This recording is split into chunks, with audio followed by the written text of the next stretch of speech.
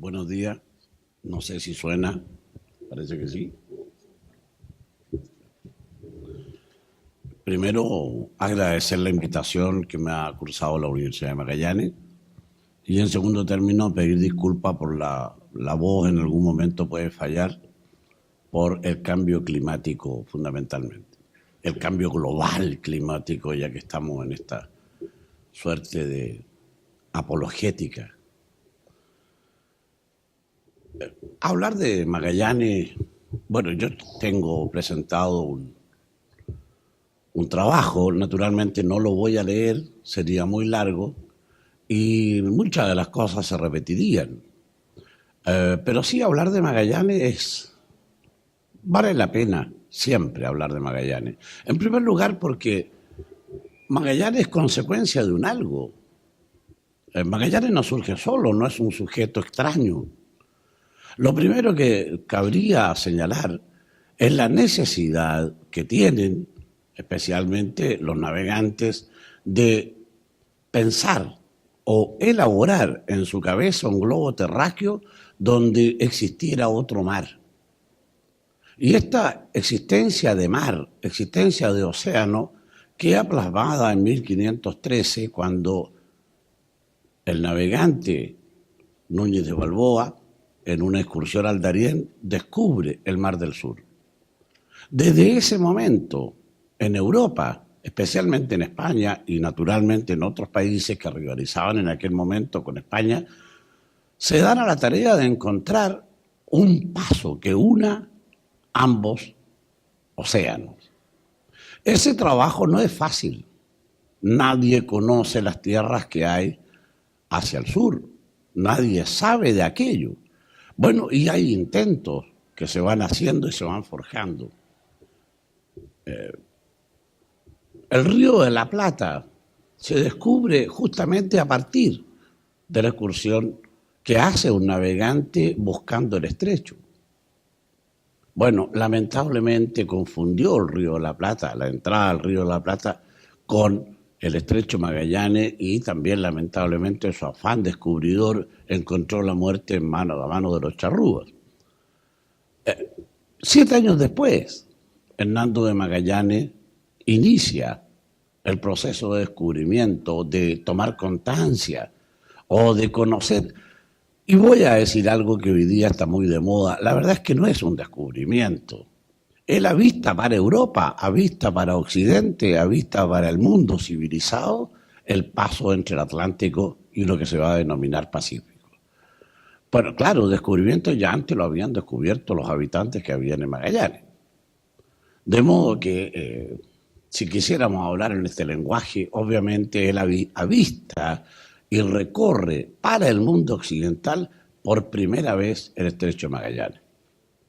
No quiero hablar de las pericias o de la peripecia o de los problemas que va a tener o a acarrearse Magallanes, que la vuelta al mundo eventual, porque no la dio él, terminó dándola a Sebastián Elcano, va a morir él en Filipinas. ¿Por qué? También por su afán por cumplir, por su afán por redoblar los esfuerzos por llegar a la especialía. Lo importante del viaje de Magallanes no era tocar tierra. Lo importante del viaje de Magallanes era encontrar el paso de comunica entre los dos océanos y sobre todo llegar a encontrar una ruta hacia la tierra de las especialías. De modo entonces que la situación planteada o el encuentro que hace Magallanes de un estrecho y de la comunicación va a generar en Europa expectativas que se va a preocupar España en primer lugar, ¿no es cierto?, de llevarla adelante. Expediciones como la de García Jufré, la de Simón de Alcazaba, de Alonso de Camargo son prueba de ello. Ninguna de las cuales va a dar un resultado cierto. Fíjense que, y aquí viene lo interesante, a mi juicio, de todo este fenómeno es la relación Chile-Estrecho de Magallanes. En el año 1553, bastantes años después del descubrimiento del estrecho, un sujeto denominado Pedro de Valdivia, que ha venido desde el Perú, con un grupo de personas, desde Concepción envía una expedición. una expedición a cargo de Francisco de Ulloa y Cortés Ojea. Pero esta expedición, ojo, se ha dicho en la historiografía tradicional que Ulloa vuelve. Sí, Ulloa vuelve, es verdad.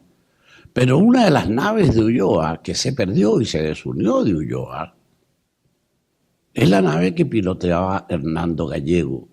Y Hernando Gallego no solo llegó a la boca oriental del estrecho, sino que fue a España y elevó un memorial.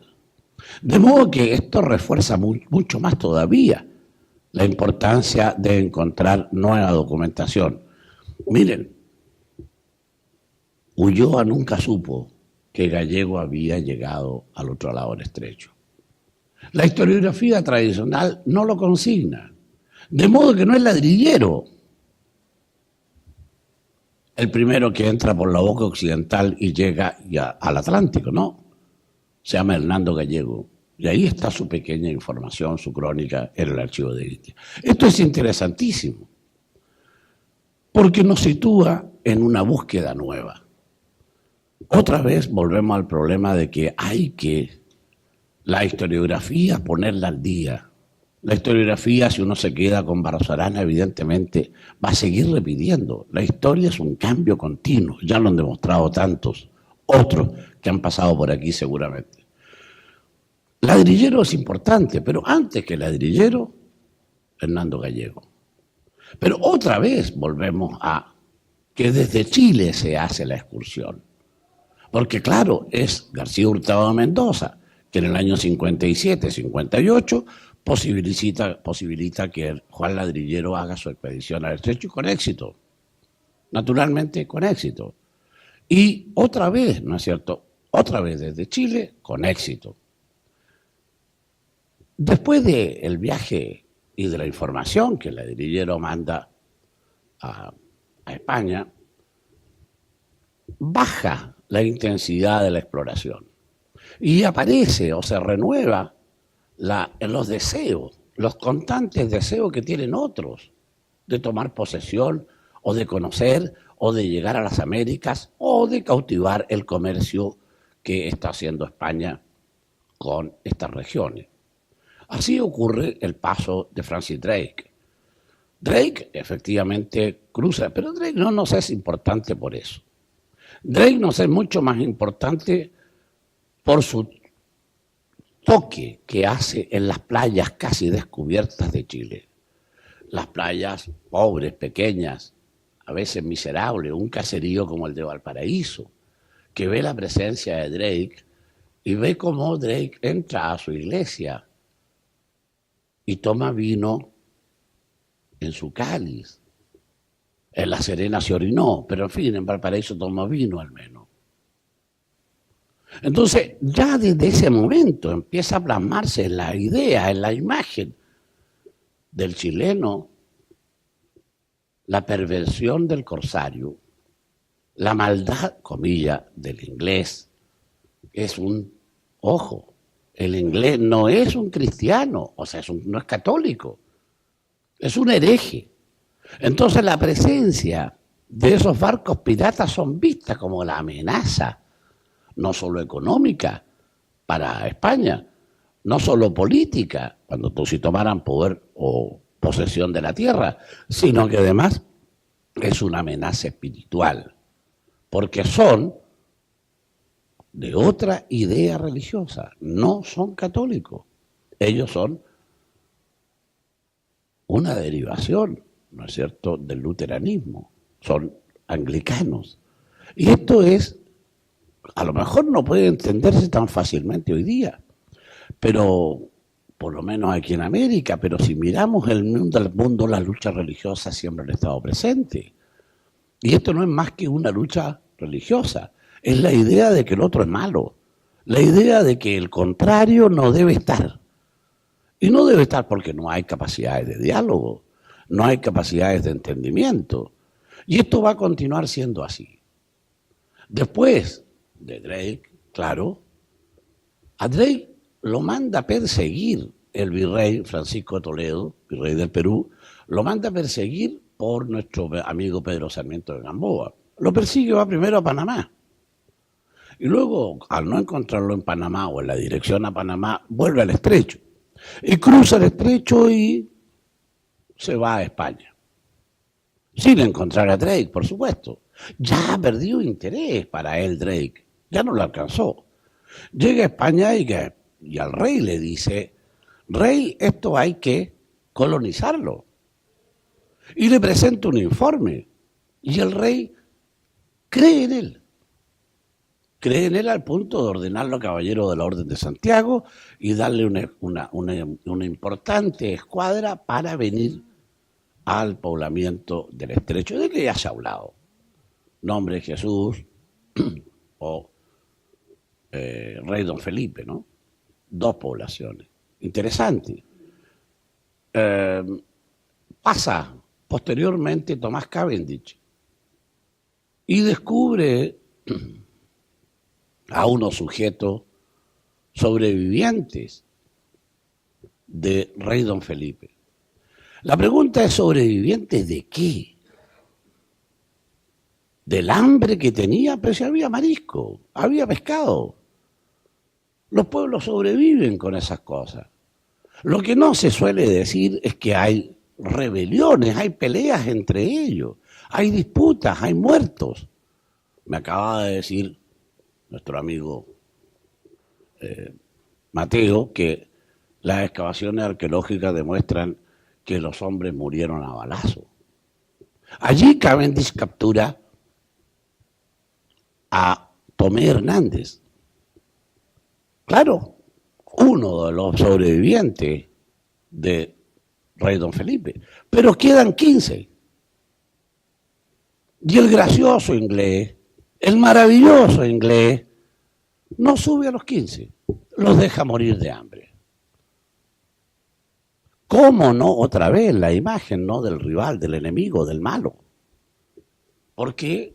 Porque no hay diálogo, porque no hay cooperación, porque no hay intereses comunes. Esto es lo que importa. Las expediciones continúan, tampoco no son relevantes. Sí, puede decirse el descubrimiento del Cabo de Horno, podemos nombrar, ¿no es cierto?, una cantidad enorme de expedicionarios, hasta que en el siglo XVII sí hay algo que nos interesa, y ese algo que nos interesa dice relación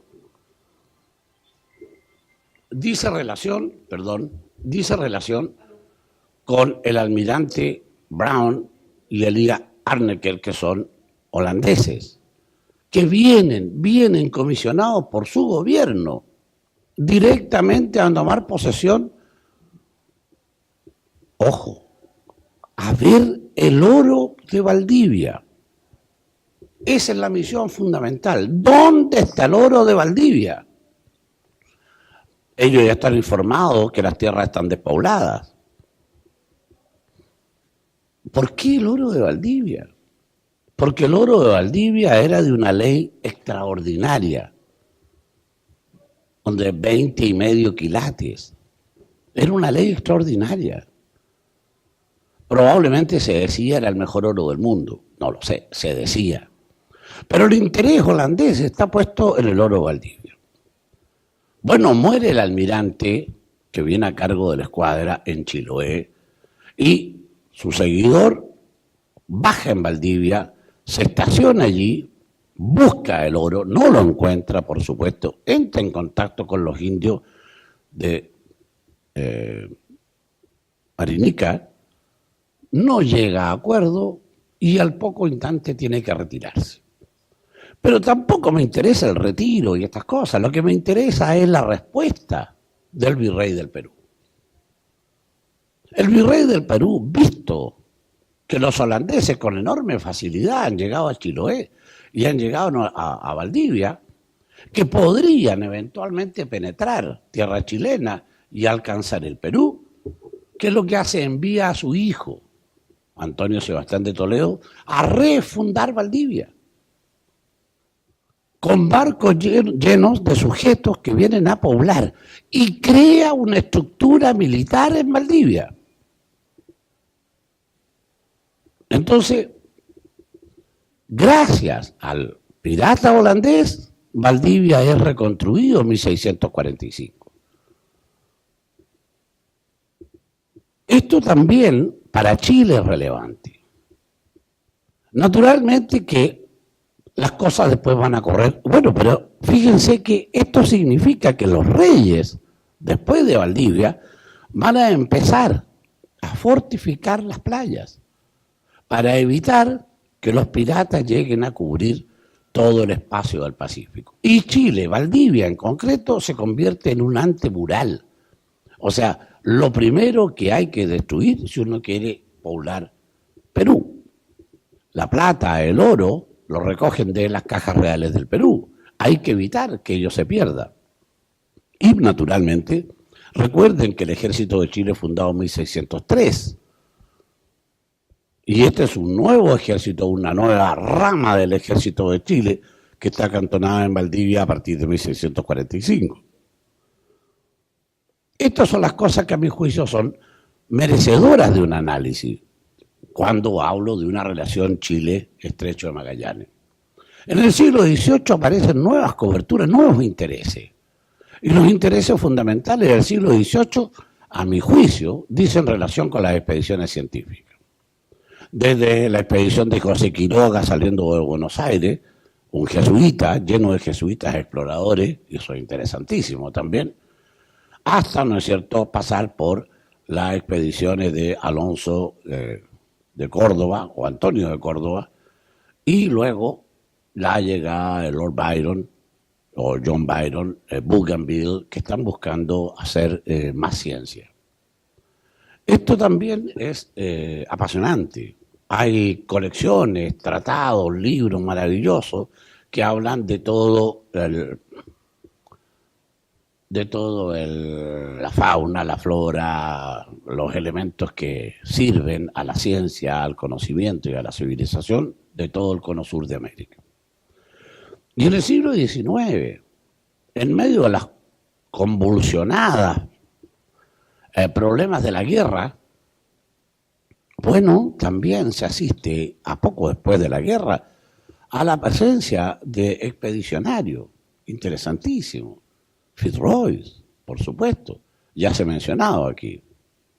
Dumont d'Urville, que crean y dibujan enormes cantidades de cosas que son valederas, necesarias e importantísimas para el desarrollo y el conocimiento de Chile.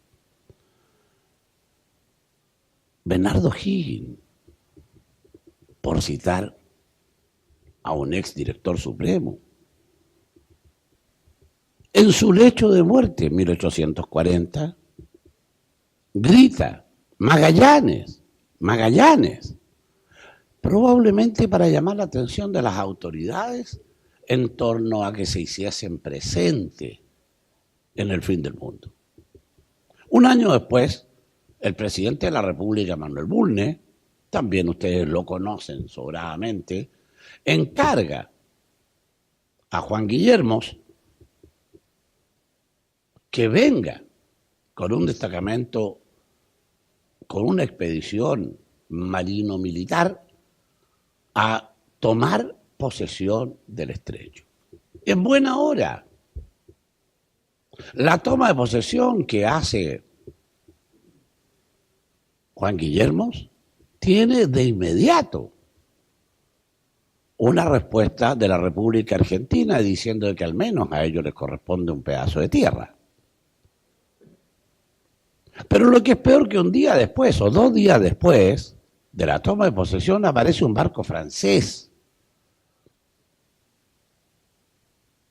Y el barco francés desciende, levanta sus carpas, y al segundo día de estar presente el barco francés allí aparece Guillermo y le dice, amigo, esto es chileno. La respuesta del capitán del barco Phaeton, ¿cuál va a ser? No, esto no es chileno, esto está desocupado, esto está de todo, o sea que han pasado miles de navegantes y nunca se les ha dicho que es chileno. Bueno, el otro le dice, desde hoy es chileno. Bueno, y desde hoy, desde ese minuto, fue chileno. Bueno, gracias Williams, gracias Guillermo. Ese es otro aspecto interesante. Uno quisiera concluir con esta maravillosa obra de Williams y la creación de Punta Arenas. Tampoco quiero latearlos demasiado, son datos que todo el mundo conoce, pero quiero hacer presente 2 o 3 cositas más. La primera de ellas es que en Magallanes, Chile ha tenido una política de aceptación del inmigrante notable. Aquí ha venido inmigración desde el interior de Chile y inmigración desde el exterior de Chile, sin poner problemas ni al color, ni a la fe, ni a la condición del sujeto que viene. Esto evidentemente es una acción del gobierno chileno, claro, del siglo XIX, también hay que decirlo. Pero los que vienen, los que emigran, siempre son desesperados. Nadie emigra porque es rey de un lugar, ni se traslada si lo tiene todo, si tiene para comer o si tiene para divertirse. No, se viene a buscar una nueva vida. Y creo que Magallanes ha sido un ejemplo de nueva vida. Un ejemplo de nueva vida porque mirémoslo, y no solo de nueva vida, yo diría que también ha sido un ejemplo de lucha, de categórica lucha. Hoy, este año, se cumplen 60 años de que el presidente de la República, Carlos Ibáñez del Campo, le negó la renovación de la concesión a la sociedad explotadora de Tierra del Fuego. Y a partir de entonces, los inmigrantes pudieron acceder a la tierra. Mire qué importante. Pero lo más interesante, eso es para ustedes, jóvenes, que la renovación por parte de Ibáñez es fruto del esfuerzo de los universitarios magallánicos en Santiago. Ellos lograron que Ibáñez no firmara. Lean los diarios de la época, lean la prensa austral, ya que hay una representante de la prensa austral aquí. Allí están los manifiestos, lo que escribieron los muchachos de 20, 21 años que lograron, en definitiva, que el presidente de la República dijera no más a la concesión bochornosa de la sociedad explotadora de Tierra del Fuego y sí, ¿no es cierto?, a la entrega de las tierras concesionadas y previamente rematadas. Muchas gracias.